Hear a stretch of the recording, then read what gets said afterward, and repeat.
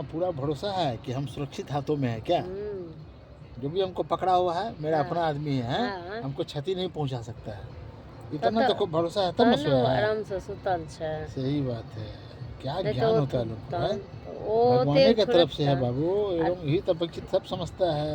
वो देखो रानी ना कैसे सोया हुआ है। रानी भी निश्चिंत है ना। हाँ, वो नहीं तो तो निश्चित है, लेकिन तान इसका तो आंख में भगवान ने दिया ना, तान लेकिन ये समझ जा रहा कि नहीं। नहीं ये नहीं नहीं नहीं तो रानी अखन हाँ। छीन नहीं लेती है, हल्ला नहीं करती है तान फिर।